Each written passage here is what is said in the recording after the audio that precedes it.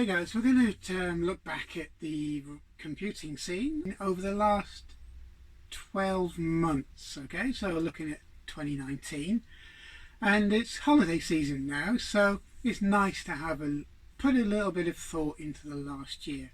Now, over the last year, it's been one of those years. It's been quite busy for this scene. There's been a lot of new products coming out. There's been a lot of new software coming out, especially for things like the Commodore 64. Even the Atari ST and Amiga are still having products launched, which is fantastic. And machines such as the Texas Instruments TI-99 and the 4A, it's still having products made and designed for it, which I think is just brilliant. And I've acquired a few more machines, which we're going to look at into later in this series, or hopefully early next year at this rate. But they include the MZ700, and the MZ700 is kind of a bit of a forgotten machine, especially in the UK. And I was amazed to learn that there are products still coming out for that machine. So the retro scene is so vibrant, and it's actually building. It's building now. There are more and more products, software, fixes, repairs and so on that are coming out for these machines over the last maybe 2 years or so than there have been over the last decade.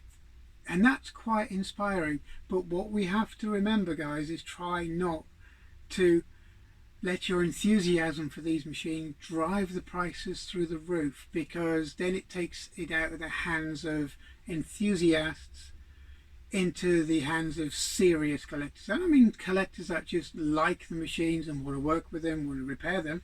I'm talking about collectors that just want to collect in the hope that the prices will go up, thus killing the retro scene completely, because once they get out of the price range of most people, software isn't going to be developed for them. I mean, look at the Lynx and the Acorn Atom. They've just priced themselves way out of contention now, to a point where no one's going to produce software for them because the market has shrunk and they're just being kept in boxes and storage cupboards and museums, and no one's ever really going to use them. So I think that's a crying shame. But on the whole, the retro scene is building, which is great. So let's try and keep it sensible, so people who develop software have a market to sell their software, and people who develop hardware and products have a market to develop their products and sell them going further. But other than that, the museum scene's getting quite big, and there are quite a few museums around the UK which put on shows and put on conventions and allow clubs to use their rooms and meeting places and so on, which is fantastic. It's something that we should keep on doing, and we should keep this side of it alive, because people who are not really into these machines will actually visit museums out of interest, and they will find there's a big scene around them, and that will help garner interest as well. One of my big things has been trying to look into whether or not computers, as in the 8-bit era, are useful today, and whether we should not go down, or we should or should not go down the route of developing a new 8-bit micro. And if you've been following the computer program episodes that I've been doing, and with basically Marcus, who's really interested in this sort of stuff, and I kind of found that the machines are great. If we can get a cheap 8-bit machine going that's capable of running a decent version of BASIC and so on, that would be brilliant. But it's not so much which 8-bit machine it is, it's the 8-bit machines in general that are brilliant for education and for developing people's imagination, especially the younger people out there who are thinking about getting into it. Because if you give somebody a 64-bit processor and a 64-bit base machine and say, off you go, they will find it so complicated to start putting their foot in the door. Whereas the 8-bit era and the 8-bit machines are a little more easier to understand on a hardware level than the 16, 32 and 64-bit machines, which makes it a lot better for people starting off. So I think we probably do need a 16-bit machine at the most, but preferably an 8-bit machine that can be used as an educational tool, and which is modern, reliable, not prone to breaking down or having components fail, such as the classic machines do. And I think that's where I'm at with my thinking, and I think a lot of people probably are at the same point. So let's get this idea moved on through, hopefully through my computer program reboot-ish programs, or just in general. Let's see if anybody out there's got something that can be used as a starting point, or even a basic that can be used as a starting point to get this idea kicked off, and make them cheap enough, you know, under £50. Let's base it at the with a bit of Clive Sinclair kind of thinking behind it. Let's get them cheap enough, available enough and useful enough for them to be used, and let's see what happens with that.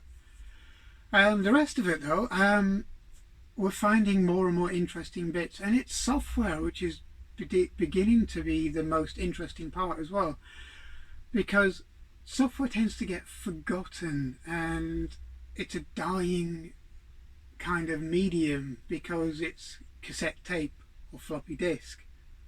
And I think we should maybe start a national collection of software for these 8-bit machines, so we have an archive. And I think going forward that's what we need to do to keep these machines alive, because emulation of these machines is quite easy. It's already done for most machines that are out there. So it's not so much keeping the machines alive or the functionality of the machines alive, it's actually keeping the programs, the software who developed it, so on, and what it was done for alive. Otherwise we're going to lose that side of it. And I think, you know, gathering either, not quite a national, but a national website with pointers to every place where these software, or where this software has been archived, could be a useful thing. And it's the same for hardware as well, which is what I'm going to try and do in January, is get a website together so people who have software, who have archives, who have developed hardware, who have developed products for these machines, can all have a kind of a central location with pointers. It's not to make money eBay style or anything like that. It's to point at people in the right direction, which hopefully from January that's something I'm going to work on. And you know, it's just so we can point people who really want to know about these machines or want to find products about these machines in the right direction. And that will be to websites or to placeholders or to shops or to wherever it is that's developing, selling, and, you know, keeping interest alive in these machines, hardware, software and everything else that goes along with them. So there's my plans for the next 12 months. It's quite a big plan, but let's see how it goes. And I'm going to carry on with the computer program episodes, as well as, you know, more technical stuff. So because I think there's a bit of a user base out there for more technical stuff, such as programming, machine code, repairing the machines, checking out through oscilloscopes how to use them, so on, to keep these machines running, as well as the more kind of light-hearted look at the machines. And that's hopefully where this channel is going. It's going to be a lot of work, a lot of effort, and I hope you will support me.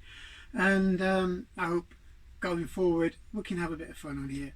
So have a great holiday, have a fantastic time over the festive period, and I will hope to see you hopefully in maybe one or two more programs before the end of the year.